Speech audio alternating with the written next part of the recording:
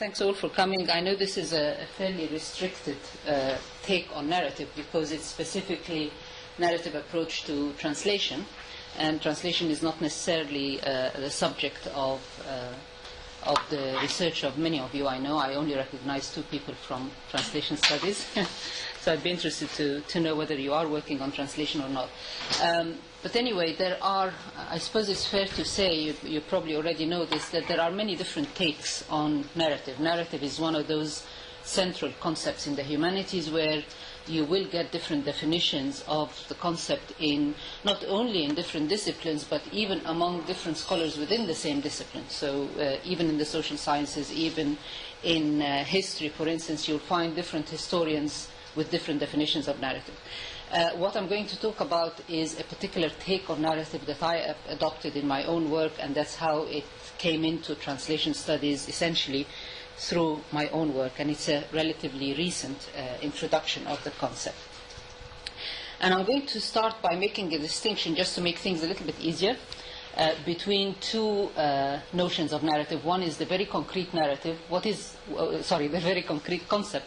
What is a narrative? If you're going to analyze something called narrative, what is it? That concrete element called narrative. And the other, more theoretical, abstract notion of narrative as a take on the world, if you like. What do we mean by narrative theoretically as an abstract concept? And I'll try and give you examples as we go along. So in terms of a very concrete take on narrative, essentially, and this is one of its attractions to me, a narrative is a very concrete thing. It's a story. It's a story that is temporally embedded, so it's always told in a particular place and a particular time. So it unfolds in time and space. Space should be there as well. And it always has a perceived beginning and a projected end. You will notice that with the narrative approach, and this is a theoretical issue that you need to be alert to, with this particular take on narrative, there is no discussion of what is, because we don't know what is. There's only perceived things and projected things and constructed things, because this approach assumes that you have no unmediated access to reality, whatever reality is. If it exists, we still don't have unmediated access to it. So we talk about perceived beginnings, perceived ends, and the narrative is a story in the sense that you will be familiar with, the kinds of stories that we tell each other on a day-to-day basis and tell ourselves as well about what's happening to us and the world in which we live. It's a story that has protagonists, so it has participants, and these participants are not necessarily human. If you think about the story of climate change, for instance, the ozone layer is a protagonist in that story. It's not necessarily human, not necessarily even animate. But all the protagonists in a story, all the participants in a story have configured relationships. The way the story is told, and that's the important thing, is not whether it's real or not, but the way it's told configures a set of relationships among the participants in the story and between them and the unfolding story. So these protagonists are not kind of abstract characters. They are embedded in a storyline, and they are in a configured relationship with each other and the unfolding story. Very importantly for us in translation studies, because we have a long history of thinking of translation only as either written text or spoken text in the case of oral interpreting, but always we think of it just in terms of text. Importantly, narratives are realized through many, many different media, not just even, I'll give you an example in a minute, not just even visual media and textual media, but anything can participate in realizing and elaborating a narrative. And that frees translation studies scholars from that very kind of strong commitment to the text as a written artifact or as a recorded oral artifact. And also importantly, it is realized across text and across media, so that, for example, if you take a book like this, this is a book called Beirut 39, and it's a collection of translations from Arabic into English. And there are various things. There are short stories, they are extracts from novels, they are poetry, and so on. Now, each of these individual texts within this text, because it's a text within a text, and same thing with narratives, there are narratives within narratives, each of these individual texts will elaborate a narrative or a set of narratives, and together all the texts in this book are used to elaborate a particular narrative about the Arab world as a place that is diverse, vibrant, that has many different types of people, not the kind of stuff that you read about when you hear about the war on terror and so on.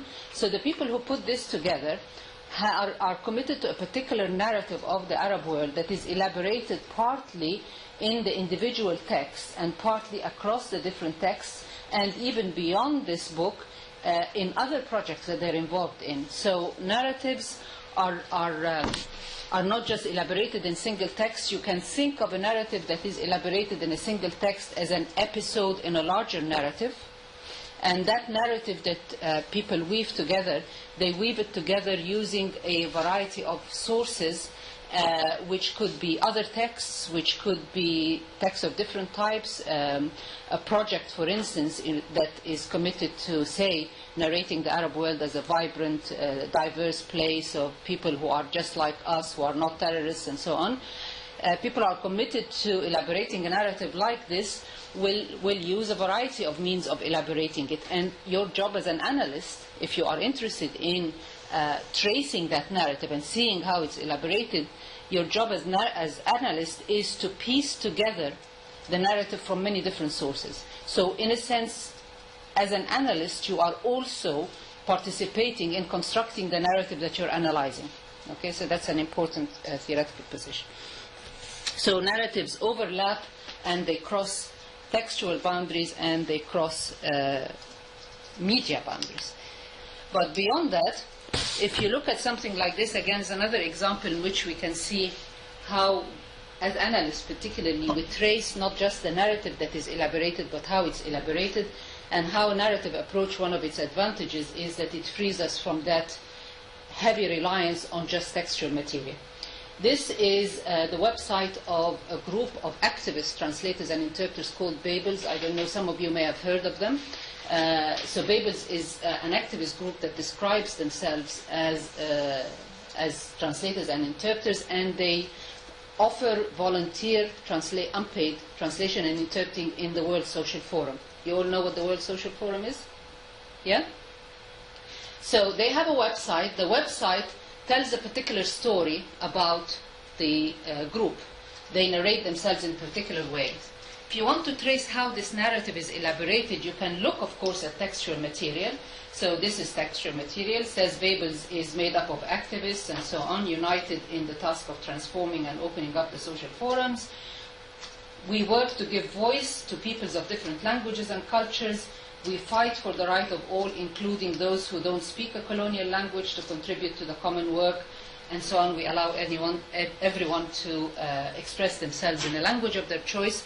So one of the elements in this narrative that they are elaborating is that there is such a thing as a colonial language, obviously English, and that this colonial language is oppressive, and it stops other people from having the opportunity to express themselves in their own languages and so on. This is a very important narrative element in the narratives of many groups like Babels, because they're not the only ones. A lot of them, like Tlaxcala, narrate the world in such a way that they say that essentially the long colonial history, and particularly languages like English, have led to a situation where people feel obliged to express themselves in English. If they can't express themselves in English, then they don't have an opportunity to contribute to political debates and so on. And their job is to open up opportunities for these people and to fight the oppression of the English language. So this narrative is elaborated textually, but it's also elaborated in other ways. And as an analyst, you have to look at those other ways in order to piece the narrative together. So, for example, you see this banner, which is on all their web pages. This banner, of course, has Babel's name, but also it has the word welcome in lots of languages. Can you see that from where you are? Almost all languages except English. One of the ways in which they elaborate this narrative and their position as protagonists within this narrative as people who are going to fight that oppressive power of English, one of the ways in which they operationalize this narrative and elaborate it is by downgrading the status of English on their website. So in the welcome banner, all the languages, almost all the languages are there except English. You see here these, can you see these abbreviations? These are abbreviations of different languages which provide interface to the site. So if your language is Catalan, you click on this and you get a Catalan interface, and you get all the main documents in Catalan and so on. As you can see, this is great because I clicked on English in order to access it. English is not listed as the first language. Now, if you go to any commercial website, of course, English is always listed first because it is the lingua franca of the world and so on.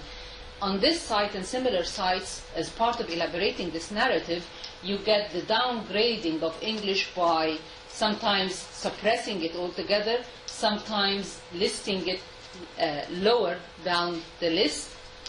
And as you can see here as well, again, English, can you see where English is? These are all languages you can click on. English is never the first language listed.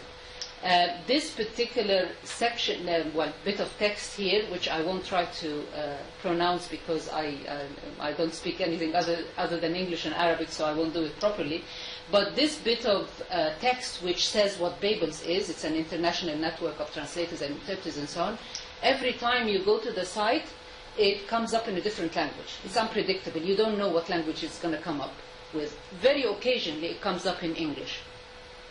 But this is also contributing to the narrative that they are trying to elaborate of the world, or at least the world as they would like it to be.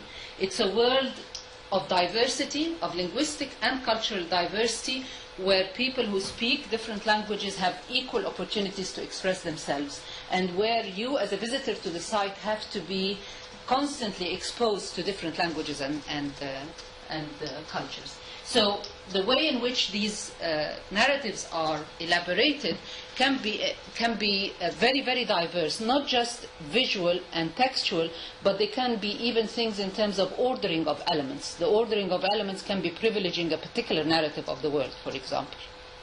And of course, the categorization of elements, because if you go to other websites that use a lot of translations, you might find some websites that categorize the world into two sections. For example, translations from the West, translations from the East, and the translations are archived under these sections. Now, this is already telling you that these people are narrating the world as made up of two categories, something called the West, something called the East, and these two are separate and very, very different from the kind of narrative that is elaborated here of a diverse, rich, vibrant world in dialogue with each other. Okay? So that's the kind of thing that you need to look at as an analyst if you're going to work with the narrative approach. You don't restrict yourself to textual or even visual material. Moving on to what narrative is as a theoretical concept rather than a concrete element that you're going to analyze, a number of assumptions that are important here is that, unlike in other approaches to narrative, where narrative is thought of as a textual form, a genre, so people will talk, for example, in some studies of social movements, people will talk about narrative as a textual form and a form that is very effective, so they will say that, for instance, you attract more activists to a cause if you use stories, narratives, because these stories allow activists to see themselves as having a particular role in the story. So instead of using political arguments, use stories in order to attract them. That is an approach that distinguishes between the narrative as a textual form and other textual forms like argumentation, for example. Very much at odds with the approach I am adopting here and explaining, because in this approach, narrative is not a genre. It is, as Hayden White says, the shape of knowledge as we first apprehend it, meaning it is our interface with the world, meaning that as you experience the world, however the world comes to us, you have no way of making sense of what you experience except by fitting it within narrative form. So even if somebody gives you a shopping list and says, would you collect this stuff for me from Tesco's or wherever, your mind naturally embeds this uncoordinated list into some kind of story that you can fit yourself in. I'm going to take this, I'm going to ride in my car and go to Tesco and do this, and then I'm going to deliver it to my friend. It becomes a story with protagonists, with a timeline, with a projected end, and so on. Importantly, of course, this also means that narrative mediates and therefore constructs reality. It does not represent reality. We don't talk about representation here at all. It constructs reality because the stories that we tell ourselves and other people actually make up our world, and we act on the basis of those stories. So those stories aren't just for entertainment, they actually construct the world for us. And that's where ethics also comes in. Very important issue in translation. It means that the narrative approach also encourages people to think of translation not just as a matter of semantic accuracy, for instance, or a question of quality, what is a good translation. It also encourages people to think of translation as something that has an impact on society. So the decisions that translators make have an impact on the social and political world, because they participate in narrating the world and therefore construct reality. It also means that ultimately, and I'll give you an example of this shortly, ultimately the unit of analysis in translation and in any textual analysis for that matter is the narrative that is being constructed. So we don't get hung up on whether a word means exactly the same as another word just for the sake of it. We look more at how that choice participates in narrating whatever is being narrated from a particular perspective in a particular way, and with what impact. It also means that different narrative accounts are not just different versions of the same story. So you have a set of events, and different people narrate them in different ways, and they construct different relationships among the protagonists and among the storyline itself. These are not all equal versions, because there is conflict always built into these versions, because people are invested, they have a stake in promoting a particular narrative or a particular take on a set of events, and therefore the process of narration is a site of conflict. And this becomes very evident in the case of translation, when you have several translations of the same text, for example, available at the same time, or across time in retranslation, when people retranslate a text. But to give you an example of how this works, because translation makes that process of conflict very evident. To give you an example of how this works, in 2004, on the 29th of October 2004, Osama bin Laden, who was then still alive, issued one of those tapes that he used to send to Jazeera, and this was aired on Jazeera and translated by Jazeera. A transcript was provided in English translation, and this translation became the subject of much controversy, and then alternative translations were provided by other institutions. If you remember, October 2004 was the thick of US elections, and the two main contenders were George Bush and John Kerry. The controversy about whether the translation was accurate or not was over one particular word. This is if anybody here has Arabic, you can check the Arabic. This is the relevant bit of the text. This is the Jazeera translation, which is very close to the Arabic. It says, at the end of his speech, he said, bin Laden said, "In conclusion, I tell you in truth that your security is not in the hands of Kerry, nor Bush, nor Al-Qaeda. No." He's talking to the American people here. "Your security is in your own hands, and every state that doesn't play with our security has automatically guaranteed its own security." The controversy was around the word wilaya here, which is translated as state. Now, the same ambiguity actually applies to the English word state as applies to the word wilaya. Wilaya, like state, can mean a state meaning a nation, a country like the United States, or it can mean an electoral region like one of the Rhode Island state, for instance, or New York State. The Middle East Media Research Institute, which is a very neoconservative group that promotes itself as one of the main actors in the war on terror, one of the institutions that helps the American government fight its war on terror, they contested this translation and provided an alternative translation. And this is it: your security is not in the hands of Kerry or Bush or Al-Qaeda. Your security is in your own hands, and any U.S. state, so they added U.S. state because they insisted that wilaya here means electoral region, not a nation. Any U.S. state wilaya And so to show that they know what they're doing, they also added the Arabic word next to it, that does not toy with our security automatically guarantees its own security. The narrative that they were elaborating here, and this is why you don't need to waste a lot of time on semantic accuracy per se. The narrative that they were invested in elaborating here is that Osama bin Laden was threatening American citizens and trying to influence the election process, and trying to tell them that if you vote for Bush, I'm going to attack that particular electoral state, New York State or Rhode Island State or whatever.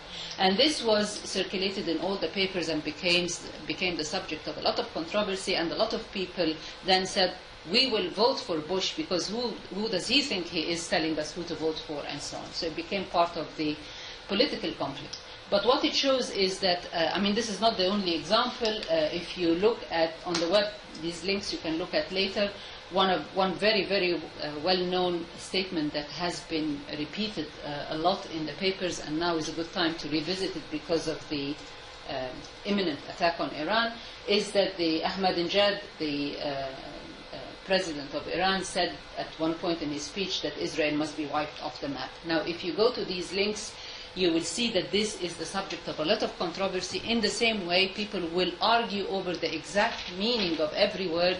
If you go particularly to this site, you will see the stretch with a lot of Persian gloss and English gloss underneath the Persian explanations, and people will fight over every little shade of meaning in order to promote a particular narrative of what really happened, what they really said, and therefore how they fit into the narrative of the world as we see it today. So translation is always the site of controversy in this way. We have, of course, the same ambiguity in language in general. I mean, you can, if you want to, you can contest the meaning of almost every word and say that it means something else in that context. But translation brings this to the fore because there is no such thing as one-to-one equivalence between languages. That's, goes without saying. Words accrue different meanings in different languages and so on, and therefore the translation becomes the site of contesting different narratives of the world, and that's what's important about it. So very quickly, to leave time for questions, because I was told not to go over half hour or thereabouts. Why do I think a narrative approach to translation is a useful one, particularly at this stage? First of all, because translation studies, and you always have to, as a researcher, you have to situate yourself within your discipline in some way, because you are obviously drawing on the literature and trying to come up with a different or more sophisticated take on things. And in translation studies, the background to this is that there is a traditional preoccupation with equivalence. That's what most people think translation is. You have a source text, you have a target text, you look for places where the word that is used or the stretch that is used is not really equivalent to what is in the original, and that's how you kind of your way into an analysis of something that's going on.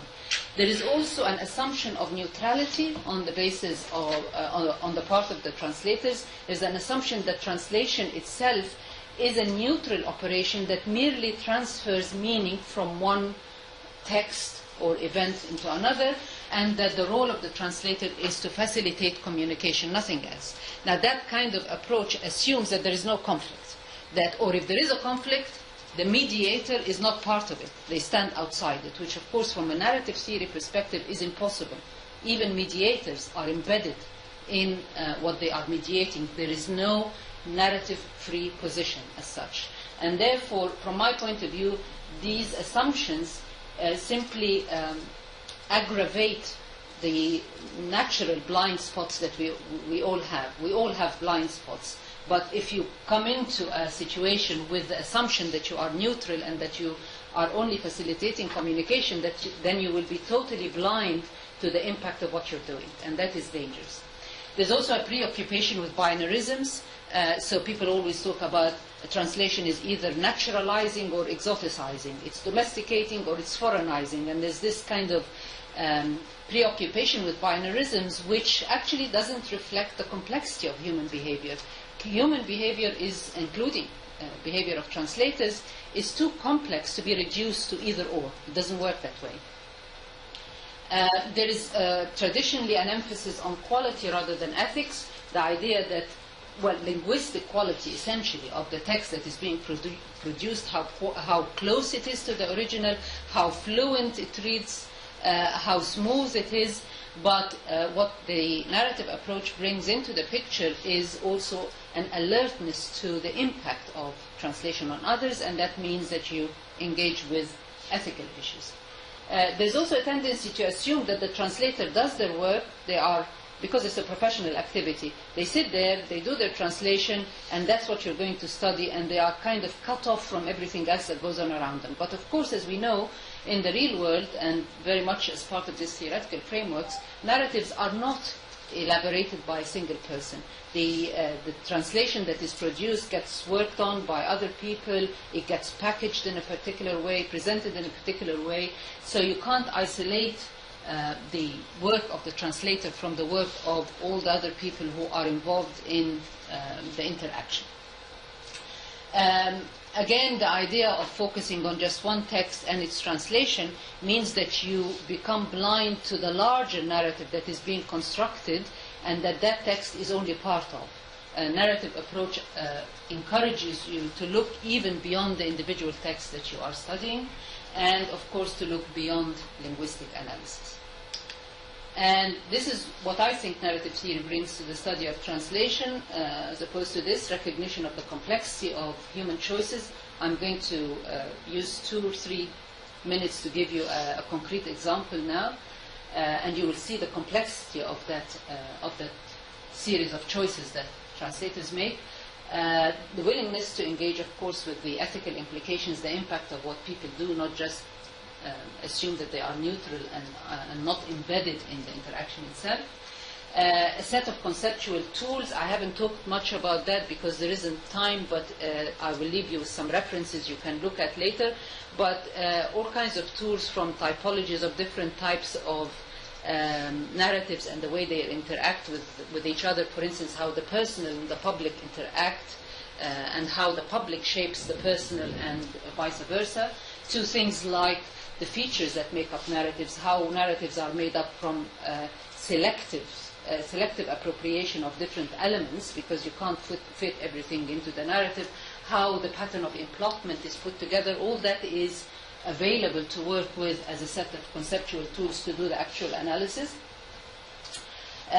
Linking the individual text, as I already mentioned, to other texts and other events in order to see the bigger picture, the larger narrative that is being constructed. And importantly, an awareness of, this is important for researchers now, not just for professional translators, an awareness that as you analyze any text or set of texts or events that you're going to analyze, the data you're analyzing, you yourself is embedded in a set of narratives, and that colors your view. You are actively actually involved in elaborating a narrative as you do your research. So you have to kind of be reflexive and be alert to your own mediation of the narratives that you're talking about. So very quickly now, a concrete example to leave time for questions. This is a documentary film. What I'm going to show you is an extract, a shot from a documentary film called Jenin Jenin, which was circulated in 2002, in April 2002, when shortly after Israel had entered into, and depending, again, it's very difficult to talk about anything without revealing some kind of narrative location, so I will tell it as neutrally as I can. But at a point in time when Israel had reportedly gone into refugee camps, particularly the big refugee camp called Jenin in the West Bank, and there were all stories flying around about what it did when it entered the camp, what the soldiers did, and importantly, pro-Palestinian and pro-Israeli groups were arguing over whether, the pro-Israeli, the pro-Palestinian groups were saying this was war, this was huge destruction, demolitions. They were describing it as a war. In much of the media and among pro-Israel supporters, it was talked about as an incursion, a small operation to weed out militants and so on. Muhammad Bakri is what is sometimes called Israeli Arab. I don't like the term, but he's a Palestinian Arab with Israeli citizenship, and he's a director, and he went into the camp after the Israelis left it, and he filmed a lot of the destruction, and he talked to different people, young people, old people, and so on. You have all this as part of the documentary to, from his point of view, show what was going on. So, with this in mind, this is one extract from the documentary. What you see is a very old Palestinian man, very old man, and obviously not terribly educated. And he's asked, what happened, what did you see? And he says in Arabic, if you have any Arabic, you can read this, but it literally means, I don't know, by God, our home is no longer a home. The word home is has a lot of resonance in the Palestinian narrative, because their narrative is one of being thrown out of home after home after home after home. So home here for the old man evokes a history, a memory.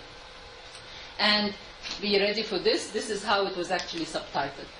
Can you see it? What can I say? Not even Vietnam was as bad as this. Now, those with a particular take on translation, who are wedded to linguistic quality and equivalence and so on, raise their arms up in horror and say, what on earth did the subtitlers think they were doing? This is totally wrong. This is not what the man said. From a narrative perspective, you can still talk about ethical implications, but it's not about equivalence. First of all, the narrative approach allows you to make sense of these choices, whether you agree with them or not, to see what it is that the subtitler, and not on his own, obviously he was working with a group, or she was working with a group, what they were trying to say here. This is part of the narrative that they're trying to elaborate through the whole documentary. What they're trying to say to American viewers mainly, because that is the main target, is that the destruction was so bad. This was a war as bad as the war on Vietnam. This was total destruction. This was no small incursion, as was reported in the papers. So Vietnam here, the choice of Vietnam, evokes a whole set of narratives that allows them to promote a particular narrative take on those set of events. Now, of course, ethically then, if you start talking about the impact of these choices, you will realize that this is a very complex situation. There is no straightforward right and wrong. You could say that ethically, the translator is disloyal to the Palestinian man who is being appropriated in order to serve a particular narrative that he's not even aware of. That man is not even educated. He will never see that translation. If he saw it, he wouldn't understand it. He wasn't asked, can we use your words in a different way in order to promote that narrative? So ethically, you could say that this is not very ethical towards the old man.